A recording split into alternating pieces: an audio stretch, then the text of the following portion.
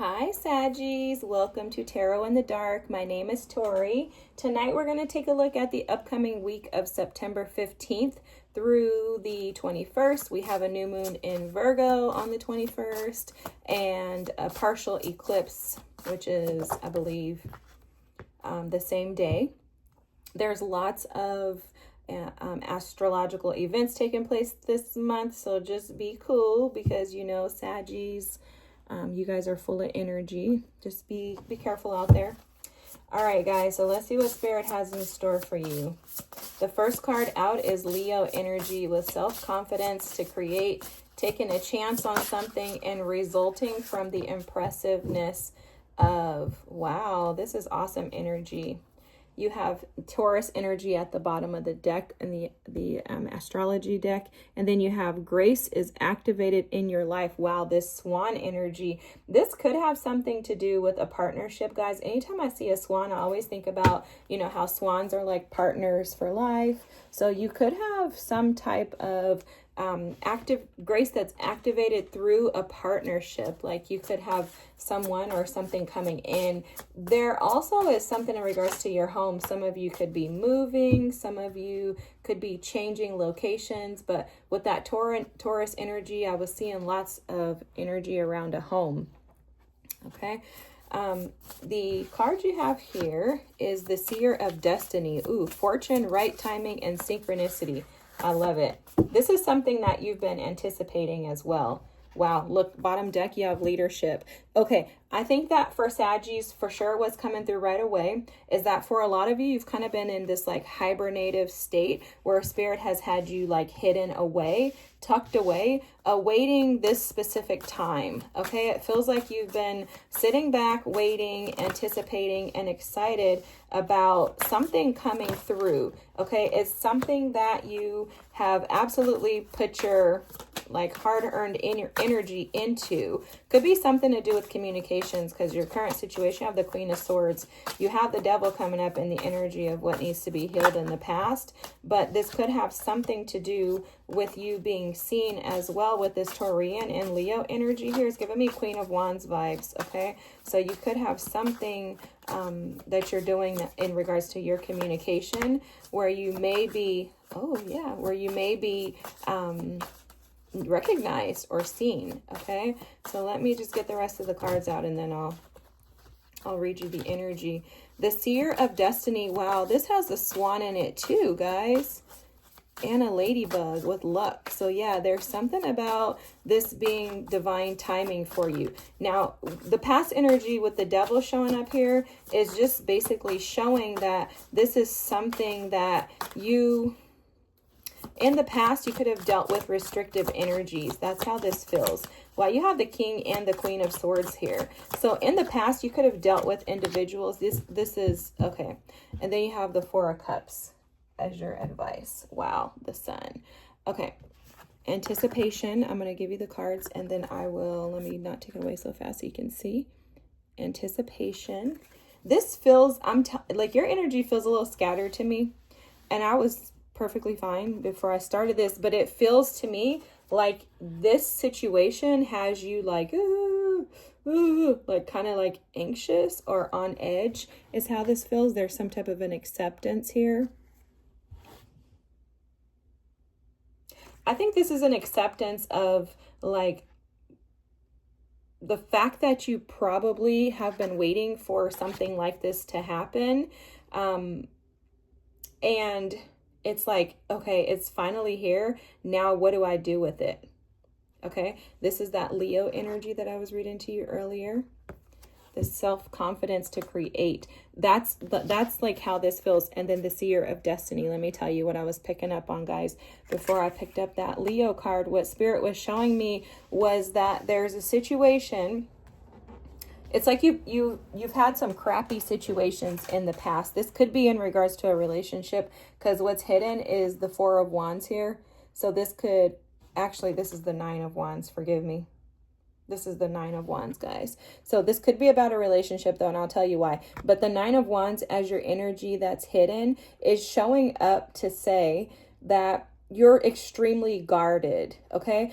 I definitely think that in the past, especially with these two energies, you got the devil here. I think in the past you've dealt with individuals and situations that have left you dissatisfied, okay? I'm seeing the Five of Cups. So I think those energies have left you feeling defeated, depleted, and just like bored, like you're over it. Like, I'm not going to waste my time on individuals and situations that don't reciprocate or pour back into me.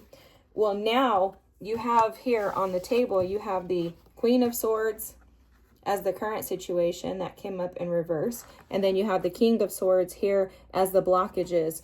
There's your thoughts. Your thoughts are preventing you from being able to embrace and enjoy happiness. Okay, you have the Sun at the bottom of the deck with the Ace of Swords. And no way, guys. No way. There's no way. I have to take these out. And then you have the Nine of Cups and the Wheel of Fortune. Okay, all of this energy stacked on top of each other. This is exactly what I was picking up on, is that your energy is like you're being called to something greater. And a part of that is a healthy partnership, a healthy relationship. But you have the Four of Cups here as your advice. You've had too many disappointments in the past when it comes to dealing with other individuals. So you are thinking more about this in your mind rather than following your heart. Rather than kind of tapping into your confidence and your awareness of yourself, the ability to be able to say, hey, I can choose someone that is beneficial in my life, and then accept the fact that that person is present, they're here, and now I'm going to allow them to love me and I'm going to love them back. This is destined for you to have this partnership. Again, you have the King and Queen of Swords here. This energy can often be of two individuals who are great communicators with each other when things are going well, but when things are going south, they're terrible communicators with one another. The Devil energy is showing up as your past energy that needs healing, and this is releasing those unhealthy attachments. What I'm picking up on, though, is that these unhealthy attachments are all in your mind. And I'm not saying they're not warranted, but it's showing up that this is all in your mind. Like, you are literally like keeping yourself super guarded, obviously due to fear. It's not for no reason, so you're not wrong. It's just that it's not going to help you moving forward. Like, you're not accepting, with this acceptance card here, you're not accepting the help that is being presented to you. You're not accepting the love, the partnership that is kind of selling into your life. You're not accepting your happiness. And it's because at the bottom of this deck here, now you have the Three of Swords. It's because you've been wounded. You've been hurt by past experiences. For some of you, you've been disrespected by past relationships. And it's kind of led you into this Taurus energy of being self-sufficient, relying upon yourself, and feeling like you don't necessarily need someone else, nor do you need to allow someone else in. With the Leo energy here and the Devil and the healing energy that's needed for the past, it feels to me like you could be operating in a little bit of like ego and pride too, which I always tell people, ego and pride are not bad. You need those things, right? Those things are the things that get you motivated. Like, you probably wouldn't get out of bed in the morning if you didn't have a little bit of ego that says, hey, I actually deserve to have a good day today, right? So it's like you need that.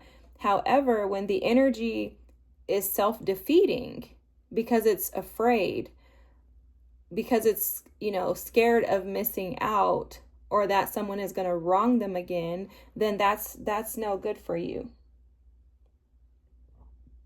But it feels like this is like your mind, because the cards are reading that it's your time.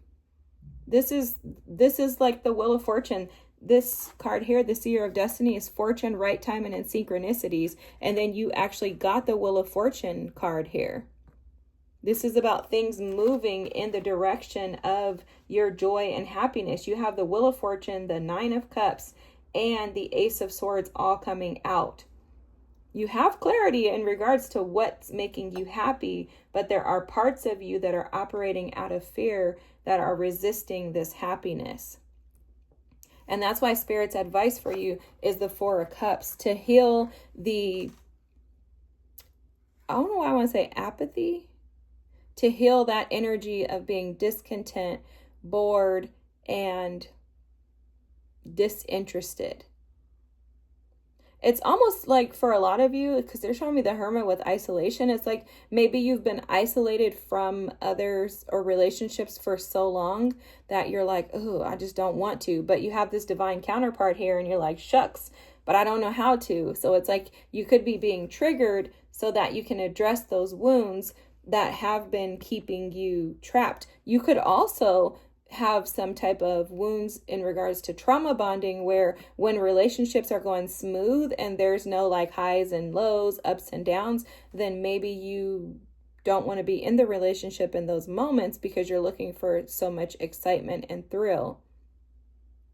So you're being triggered by this individual so that you can look at those things, address them, and really, really find your happiness in knowing that, you know, relationships are about more than just highs and lows. They're about more than passion. They're about more than even just stability. But finding out and gaining clarity on what makes you happy with this Ace of Swords is going to be vital for you to be able to get out of this Four of Cups energy. And that's your advice, is to get out of the energy of not being willing to collaborate with others due to hyper independence, possibly. Because the Queen of Swords too, as your current energy, she's very much, you guys know this is the Ice Queen, right? She's like, I don't need anybody. Nobody needs to do anything for me. I can do everything by myself. Even the King of Swords is a hyper independent energy. Oftentimes I've heard people say that they don't even think that the King and Queen of Swords should be a couple, or that they are a couple, which technically they're a couple according to traditional tarot standards, right? But I get that perspective as well. The King and Queen of Swords are more like, we're going to talk and talk and talk. Let's communicate. Let's be smart together, right? Two philosophical individuals getting together. So you could feel like this person is not where you want to be because they're just very smart and lacking, you know, like the passion. But another thing that's coming through too with the Devil in your past energy is that too much passion will create this apathy at some point in time. Too much passion will bring you back to this space. But if you balance it out and release your guards with the Nine of Wands, then you will harness a relationship here that could be really beneficial to you. And since I read that Nine of Wands as the Four of Wands, I do believe that you have a partnership here. This is definitely about like a partnership, because you have the Nine of Cups, the Wheel of Fortune, the Sun, and the Ace of Swords. So I'm sure. See, you even have the Eight of Wands coming out right here too. This is a call to overcome your emotions that you've been avoiding, and to tap into some type of an acceptance. I'm seeing like the Justice card. So there's some type of balance that Spirit is advising you to create within this week, Saggies. Alrighty, I hope that this resonates. It's a beautiful reading. If so, don't forget to drop a comment, like, and subscribe. I'm looking forward to seeing you all next week, and I hope you have such a beautiful week. Thank you so much. See you soon. Bye.